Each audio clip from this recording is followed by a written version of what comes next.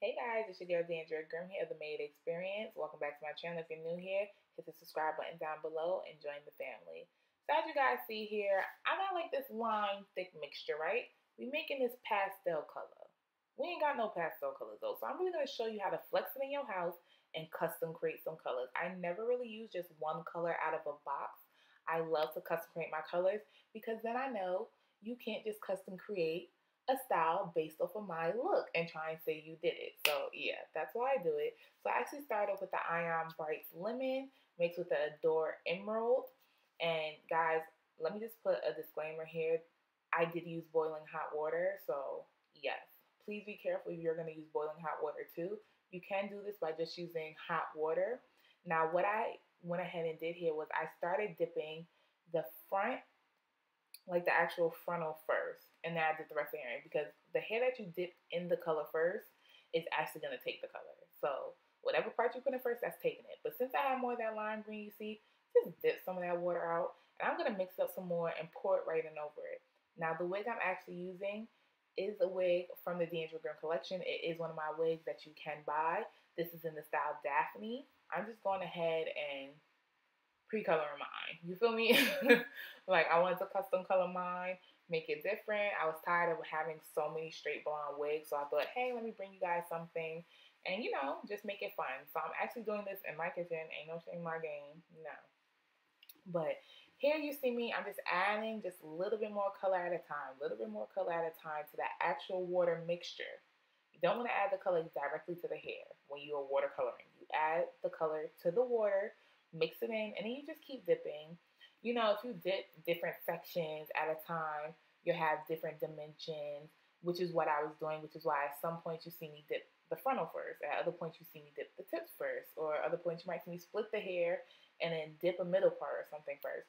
You really create your own custom style. You really never know how it's going to come out with a watercolor style because it's water. It really just depends on what strands of hair actually holds and takes the color first. Now, I also want to mention the only reason why I have black thread in my wig, don't judge me, I was being mad lazy, and no, I did not feel like changing my sewing machine to white thread because I was still doing mad other wigs that I needed black thread with.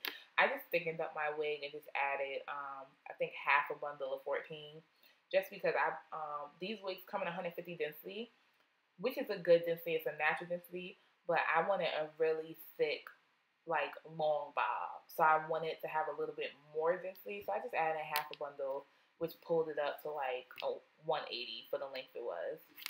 And my Daphne units all come in either 14 or 16 inch. So guys, here, this is what the wig looks like after I styled it. Yes, yes, yes. I am looking crazy. Do not judge me. But I'm just really going to go ahead. What I have here is I have 3 combs. I'm pretty much aligning the combs where I want it because that'll help me keep the lace in place. So that's what you want to do. You always want to line up. Do you see that scalp? Hold up. Do you see that scalp? All my wigs are made with transparent lace. If it's not made with transparent lace, it is made with Swiss lace in either a medium brown or light brown to suit my client's skin tone. And if you guys want to see a detailed tutorial on how I tint lace and everything, when I'm styling it for myself or for a client, definitely comment below. But I have my wig where I need it. You already know. I already put my Got to Be Free spray on my hairline as well as my forehead. Normally I would do a stocking cap method with blonde wigs, but it's not really necessary as long as I know that like the part that I'm using is gonna match the part under my actual like wig, like in my hair, my braids. I really don't even go with the extra step.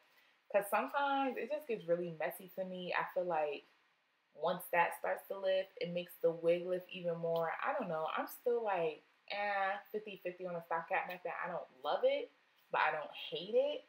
It's just I don't really feel like it's a major need.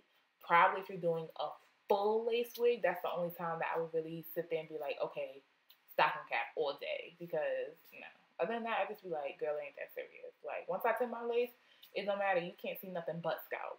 Trust me, believe me. But I'm going in with my Ghost Bond glue, and I'm going to do 3 layers. You guys are going to see it here. I would say let your layers get completely clear. Me, I was in a rush because I actually had to head to Atlanta because I was going to this biker club or whatever anniversary. I was going to Outcast MC anniversary. So I was like about to hit the road in like 20 minutes. So I was like, yo, I need to lay this wig. So I didn't let my stuff completely dry, but my wig definitely lasted for the entire weekend. I just came back and it was just like, all right, let me change my hair. But yeah, so I'm using my blow dryer on cool heat and medium heat. So I go in between the two just because I feel like with cool heat, it doesn't really dry the glue. But with hot heat, it does dry it, but you know, you be burning yourself. So I just go in between the two. And don't worry, Ghost Bond is a really good glue to take off without pulling out your hair. You can put glue on your hairline. Let me stop this myth right here. You can put glue on your hairline and still have a full hairline. Where people mess up is they don't know how to properly remove their lace closure, which then causes balding and stuff like that. So you just guys see me here, and I actually left my glue kind of tacked without letting it fully dry clear, because with blonde, I always like to go back in and just like, you know, play around with it, make sure I have it placed right just because it's blonde. Like, it's not like a regular 1B unit of frontal where you could just place it and finesse it. No, blonde, it really needs to be placed a certain kind of way. It really needs to like make sure it's covering all of your black baby hairs. Like, you just gotta take your time with it. And because I wasn't like doing it in front of my huge mirror, I was definitely like, oh no, honey, like I don't care if they're gonna see me lift this wig 5 times. Like we gonna get it together. But other than that, y'all, I'm just sitting here adding on more glue where I need it for places that the lace overlaps or whatever. Because I always add enough glue. I don't ever try and like do my entire where I know the lace enough fit. No, because that's where you'll get that actual mistake where you put glue over where your lace lays, and then it's just a horrible mess trying to get the glue from off your skin without actually lifting the lace. Because once you put alcohol by that area, the glue is going to start lifting. So I always say little is best to begin with, and if you have to go back in and then spot correct by putting glue in certain spots to lace certain pieces of lace, then you do that, which is what I'm doing here. Now guys, I'm sorry, like, because I was in a rush, I forgot to even finish the recording after I did my baby hairs and stuff. So my baby hairs didn't get done on camera after me initially laying my hair. You guys don't get to see me with the mousse and how to lay the baby hairs with the mousse. Y'all don't get to see all of that, but I'm gonna try and add in maybe like a video clip at the end just so you guys can see what the finished product did look like one of the Snapchat videos I did. But past this, girl, you don't get nothing. I'm sorry. So I'm definitely gonna have to bring this back on with another blonde unit so you guys get to see like the full experience. But yeah, for this one, no, you didn't. But look, you got to see how to do some custom pastel watercolor without even having pastel colors. I gave y'all one of my gym secrets, how to custom create some color, honey, because that's all I be doing. I buy the same select colors in my kit, and I just custom create off those basis colors. It's just like painting, you feel me? But that's the artist in me. But once again, guys, this is my machine-made 613 blonde lace front wig unit in the style Daphne. You can find it on my website under the Deandrea Grimm collection.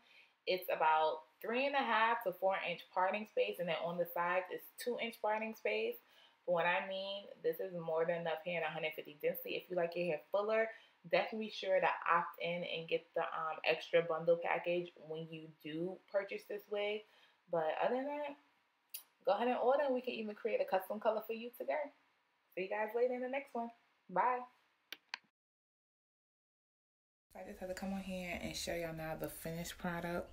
Now that baby hairs are laid and slayed, that's still fucking scalp though, okay?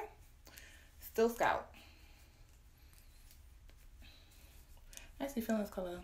Don't y'all like how I did my nails the exact same color? Right. But yeah, I'm about to make my moves to Atlanta.